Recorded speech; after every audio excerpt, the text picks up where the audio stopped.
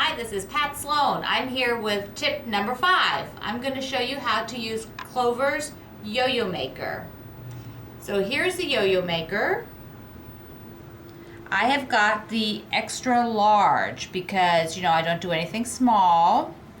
I'm going to show you how to use it. First thing is you need some fabric. This is my new Nikki fabric. So I'm going to go ahead and use this purple dot. What you need is a 5.5-inch square, and we're going to go ahead and cut that first. So on your ruler, we got 5.5, 5.5, and trim that up. There we go. Let me tell you a little bit about the maker itself. It has two parts. I'll just show you that quickly. There's the inside and the tray. And the tray has these little slots. They're little companion slots, and that's where we'll be sewing. The inside piece has these darts or these lines. You can see them. Those are going to line up with the little dots on the edge of the tray. And that way the slots on here and the slots in the tray will line up. So you need your fabric, and the fabric will go wrong side up inside the tray. Then you have to peek. You have to get it so you have a seam allowance along all the edges, so don't get it too far to one side. Then you want to peek like this so that you can line up the dash and the dot, and then snap it into the tray. Hear that? There we go. So the only other thing you're going to need is a needle and some thread. But before we sew, we need to take off all this extra from the square because you don't want that much seam allowance. So we'll just trim those off. You're just about the same as what the edges are. And here we go. Alrighty. Whoops, don't get too close. Now we're ready to sew. Take your needle, and it's already been knotted. Whoops, there we go, it's already been knotted. And you're going to be holding this down, the seam allowance down, and you're going to start in a pair. So let's start on this one. We'll come like this through, and then come up the other side.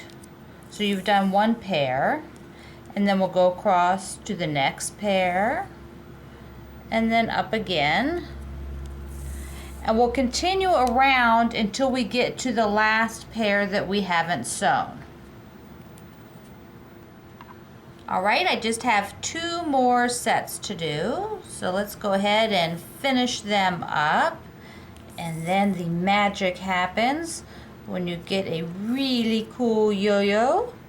Okay, here we go. Remember, I'm holding that seam allowance down.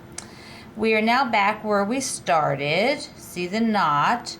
So at this point, we want to remove the center. We're going to pop it through this hole. We're going to pop it out. Whoop, there we go. And then we're going to remove the center. At this point, we will go ahead and gather up the yo-yo. This is the fun part. Now you will fluff it a bit as you gather it up to get it looking super, super nice. Get the seam allowances tucked under. Here we go. And once you have it looking wonderful, you will tie a knot here to hold it. So let's go ahead and do that.